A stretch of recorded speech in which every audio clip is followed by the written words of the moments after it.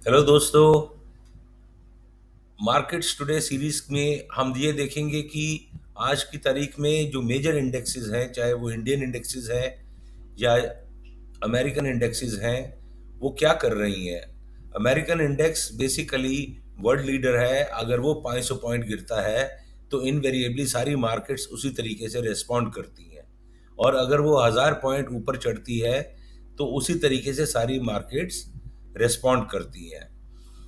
इसमें हमको basically Elliott wave की सहायता से हम मार्केट्स को एनालाइज करेंगे और ये देखने की कोशिश करेंगे कि अभी मार्केट्स क्या कर रही हैं और आगे भविष्य में वो क्या करने वाली हैं। आप लोग आइए मेरे साथ, पैसा बनाइए। पैसा बनाने के लिए बहुत दुनिया में पैसा पड़ा है इन बाजारों में, सिर्फ बनाने वाले बंदे चाहिए। मैं हूं डॉक्टर चेतन चोपड़ा। एलियट वेव आप मेरे साथ सीखें, मैं आपके साथ शेयर कर रहा हूं, और इस चीज के लिए आपको जिंदगी भर फायदा होगा अगर आप ये चीज सीख जाते हैं तो। इसके लिए एक बार छोटा सा फिर से दोहरा लेते हैं कि एलियट वेव का जो बेसिक स्ट्रक्चर है वो, अगर नीचे से ऊपर की वेव है तो 1 2 3 4 5 है, और उस ये जब फिफ्थ वेव खत्म हो जाती है तो नीचे की A B C आती है, जो कि ये ए भी 5 वेव स्ट्रक्चर है, बी 3 वेव स्ट्रक्चर है, और सी 5 वेव स्ट्रक्चर है। तो इस नॉलेज के साथ में अब हम आज डॉ जोन्स इंडस्ट्रियल एवरेज का एनालिसिस करते हैं। ये डॉ जोन्स इंडस्ट्रियल एवरेज का आवरली चार्ट है, जो कि हम यहाँ पर देख सकते हैं कि एक स्पाइकी बॉटम बनी थी 13-14 अक्टूबर के आसपास, और उसके बाद ये एकदम सडन पुल बैक आया था, जो कि पिछले मेजर ट्रेंड से भी ऊपर निकल गया था, प्रीवियस टॉप से भी ऊपर निकल गया था। और इसमें जैसे अभी हमने स्ट्रक्चर में देखा था 1 2 3 4 5, अब इस 5 के बाद A B C और ये सी। तो ये जो अभी हमने स्ट्रक्चर देखा है, ये एक स्ट्रक्चर कंप्लीट हो गया, यहाँ पर 1 और यहाँ पर 2। इस तरीके से भी आप देख सकते हैं कि मैंने इसमें शॉर्ट टर्म मूविंग एवरेजेस लगाई हैं। ये हरी वाली जो है वो 13 EMA है, और जो ये क्रिम्सन वायलेट वाली है ये 21 EMA है। ये 1 आवरली चार्ट के हिसाब से आप जो देख पा रहे हैं कि एक तो ये थर्ड के बाद फोर्थ में ये ईएमए पियर्स हुई थी, और उसके बाद जब ये फाइनल फिफ्थ लगा था तो फिर ये रिवर्सल हो गया था, 13 ऊपर हो गई थी और 21 नीचे हो गई थी। यहां पर भी 13 ऊपर है, 21 नीचे।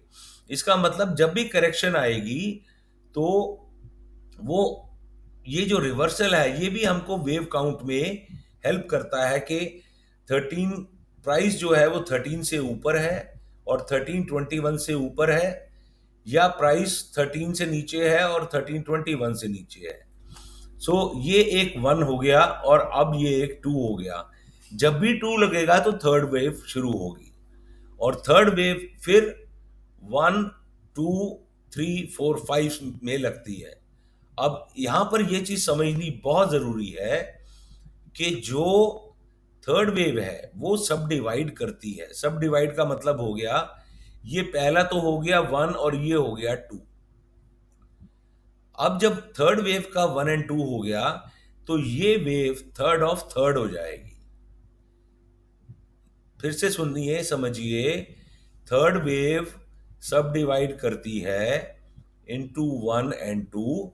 उसके बाद अब यहां से थर्ड ऑफ थर्ड वेव शुरू हो गई, वो सब डिवाइड करती है इनटू 1 2 3 4 एंड 5 में। थर्ड वेव का अगर मैं काउंट देखूं तो ये first of third, second of third, ये थर्ड ऑफ थर्ड, ये फोर्थ ऑफ थर्ड, और ये फाइनली 5/3 यहां जाकर थर्ड वेव खत्म हुई है। सो 1 and 2 एंड देन 3। उसके बाद हम क्या देख रहे हैं कि ये एक पहला सेल ऑफ आया छोटा सा, और इस वाले पुल बैक में ये इससे भी ऊपर चला गया। इसको इरेगुलर फ्लैट कहते हैं। ये बेसिकली ए, बी और ये सी है, जो कि ये फोर्थ वेव है। अब आप ध्यान से देखिए तो ये 1 and 2 यहाँ पर मूविंग एवरेजेस का अच्छा खासा पियर्सिंग हुआ है। मूविंग एवरेजेस को छोड़कर प्राइस अच्छी खासी नीचे आ गई है, और वही चीज यहां पर भी हुई है। और फिर हम देखते हैं कि ये थर्ड, ये फोर्थ, तो ये एक ऊपर की फिफ्थ की 1 2, और फिर ये स्पाइक लगा करके ये फिफ्थ खत्म हो गई। सो 1 2 3 4 एंड 5, तो ये एक बड़े लेवल की 1 यहां पर खत्म हुई है। और उस चार्ट के हिसाब से जब भी 5 खत्म हो जाएगी तो उसके ऊपर 1 लग जाएगा, और फिर नीचे की ए वेव शुरू होगी। तो अब हम क्या देख रहे हैं कि ये एक इम्पल्सिव फॉल था। इम्पल्सिव फॉल क्या था कि ये ए की 1 थी। ए 5 वेव स्ट्रक्चर होता है नीचे की तरफ, अगर ये ऊपर की वेव है तो उसकी ये 1 खत्म हुई है। और उसके बाद हम क्या देख रहे हैं कि फिर पुल बैक आया है, तो ये ए, बी और ये सी, तो ये 1 नीचे की और ये ऊपर की 2 of A. Very important to understand, very very important to understand कि ये वेव करीब 13 अक्टूबर से शुरू हुई थी, और ये जो पीक लगी है ये लगी है करीब 2 नवंबर को। सो इसका मतलब 13 अक्टूबर से 23 अक्टूबर, 23 अक्टूबर से 2 नवंबर, मोटा मोटा 20 डेज तक, not working days but 20 calendar days में ये एक ऊपर की 1 खत्म हुई है। सो इसका मतलब अब इसका जो काउंटर पार्ट नीचे की एबीसी आएगी वो भी कुछ टाइम लेगी, वो कपल ऑफ डेज लेगी, शायद उससे ज्यादा भी टाइम लेगी, क्योंकि इम्पल्सेस जो है वो फास्ट होती हैं, जो करेक्शंस हैं वो ज्यादा समय लेती हैं एज कंपेयर टू इम्पल्सेस। तो ये हमने 1 2 3 4 एंड 5 देख लिया। अब नीचे की ए के 5 वेव्स, तो ये उसकी फर्स्ट वेव है 1, और ये अभी ऊपर की 2 वेव है। ये बेस्ट काउंट है इस वक्त, एलियट वेव काउंट, जो कि मैं यहां पर देख सकता हूं। वही चीज अगर हम इस end of the day chart में देखें डाउ जोन्स की, तो वही 13 अक्टूबर का बेस बना है। लो था 28,662, और उसके बाद it went into 1 and 2, 3 ABC 4 and 5। यहां पर एक छोटा सा ऑल्टरनेटिव है, वो ये कि ये हमने यहां पर थर्ड वेव खत्म की है रादर देन फिफ्थ वेव के, और अभी हम 1 2 और ये 3 और ये हम फोर्थ में है। कहने का भाव ये है कि फोर्थ वेव जो है कई बार वो अनएक्सपेक्टेड प्रेजेंटेशन देती है, जिसमें कि वो या तो थर्ड वेव की फोर्थ थर्ड वेव के बाद फोर्थ रनिंग में हो जाती है।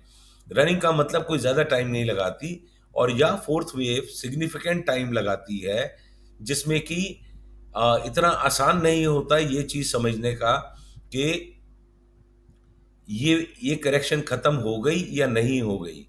क्लासिकली ये मैंने यहाँ पर रिट्रेसमेंट लेवल्स डाले हैं from 13 October bottom to 2 November top, और क्लासिकली जो है फोर्थ वेव 38% रिट्रेस करती है। ये 32020, तो ये 23% रिट्रेसमेंट का है। ये जो लेवल है 31,380 का, ये 38% रिट्रेसमेंट है। और अब हम क्या देख रहे हैं यहाँ पर कि 21 EMA भी यहाँ पर ही है। सो लेट अस सी, ये मार्केट को हमको बताना पड़ेगा कि ये जो नीचे की किक आई है ये फिफ्थ खत्म होने के बाद आई है नीचे ए में, मतलब ए के वन में, या ये ए थी, ये बी लगाकर सी लगाए यहाँ तक फोर्थ, और फिर फाइनल फिफ्थ दे हमको। ये चीज़ हम अभी नहीं बोल पाएंगे, मगर ये बड़ा क्लियर है कि ये बॉटम लग चुकी है डाउ जोन्स में, और अभी ये मोस्ट लाइकली या तो थर्ड की टॉप है या ये फिफ्थ वेव की टॉप है। इसमें प्रेडिक्टिव वैल्यू ये है कि वी शुड नो कि इसमें अभी एक डाउनवर्ड किक बाकी है बड़ी, वो इस टॉप से शुरू हो गई या वो इसके आसपास कहीं जाकर नई टॉप लगाएगी और फिर आएगी, वो कहना मुश्किल है। मगर ये समझना जरूरी है कि जब ये यहाँ से ऊपर चलना शुरू हुआ था तो ये 78% रिट्रेसमेंट है इस पिछले गिरावट की, इस पिछले फॉल की। और 78% रिट्रेसमेंट, 78.6 एक्चुअली, बड़ा इंपॉर्टेंट लेवल होता है फॉर रिवर्सल्स।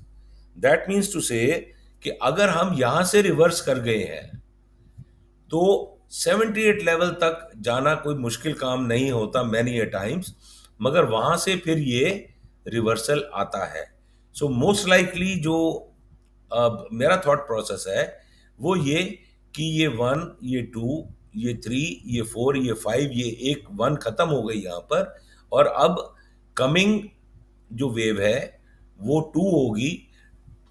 मिनिमम रिट्रेसमेंट किसी भी वेव की 23.6% होती है, बट यूजुअली 38% रिट्रेसमेंट भी बड़ी कॉमन है। सो लेट अस सी कि आगे ये डाउ जोन्स इंडस्ट्रियल एवरेज कैसे बिहेव करते हैं। अभी कल का क्लोज जो था वो ऑलमोस्ट 33,000 के करीब था। सो लेट अस सी अभी रिसेंट नियर फ्यूचर में ये क्या करता है। और अभी अमेरिकन मिड टर्म पोल्स भी हैं, सो उसका क्या रिएक्शन आता है मार्केट में। अगर ये फिफ्थ लग गई है तो ये नीचे की ए की वन है, ये टू है, तो नेचुरली नेक्स्ट वेव नीचे की थर्ड ही होगी ए की।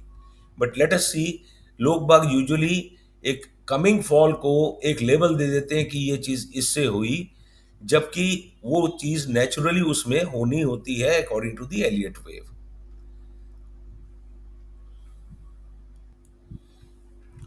अगर आप हमको यहाँ तक देख चुके हैं तो काइंडली हमारे चैनल को सब्सक्राइब कर दीजिए, लाइक कर दीजिए, और हमको कोई फीडबैक दीजिए कमेंट्स में कि आपको ये वीडियो कैसा लगा, आपको समझ में आया या नहीं समझ में आया, कोई इम्प्रूवमेंट आप सोचते हैं इसमें होनी चाहिए। Kindly give your suggestions also. Thank you very much.